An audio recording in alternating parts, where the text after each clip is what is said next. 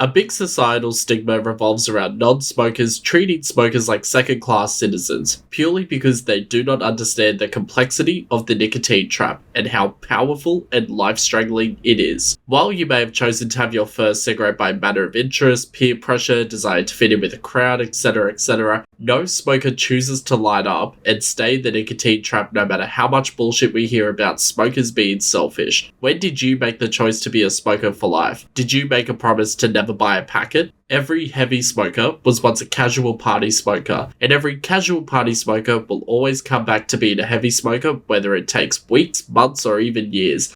And while they are still under the deathly spell of the nicotine trap. Some smokers claim to have made a conscious decision to become hooked for weight loss reasons, but we only accept such explanations due to our brainwashing from birth about the stigma attached with smokers and body image. However, to deliberately become addicted to the biggest killer disease in order to lose weight is as rational as sawing off one of your arms in order to lose weight. Did you know in Australia there are 2,110 deaths per year from heroin deaths? A smoker dies every 28 minutes. That equates to over 50 deaths each day and 18,250 deaths each year. But yet we get very uptight and judgmental about heroin addiction and are filled with horror stories about how getting hooked on heroin leads to misery and death. In the Australian law, and many laws worldwide, a heroin addict is a criminal. Yet not only is smoking legal, but our own government has the biggest vested interest, making billions of dollars annually from the misery of smokers and their loved ones. We're told repeatedly when we were non-smokers from other smokers not to try cigarettes and that they were harmful. However, this is just another illusion that needs to be exposed. Remember your first cigarette?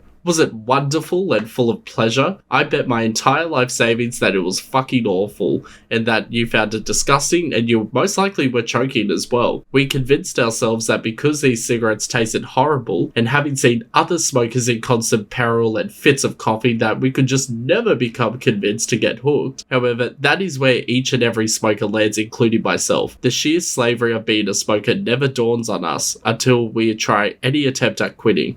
We smoke our vast majority of cigarettes without even thinking about it. We take cigarettes for granted, and when we do consciously smoke, we regret it. What sort of hobby and pleasure is it that when you are allowed to smoke, you wish you didn't? Can you justify spending thousands of dollars each year just to feel deprived and miserable when you aren't smoking cigarettes? Just to feel regretful and enslaved when you do smoke? Before you became addicted to nicotine, you didn't need to smoke at all. You could enjoy social events, you were happier, and you could handle stress without cigarettes. Would a non-smoker ever choose a life that I just described in this episode? If you are in any doubt at all, I urge you to light a cigarette and rewatch from the first episode. If you have no doubt, put your lighters up just like little Kim says, take a break, and light one up before continuing with the next episode.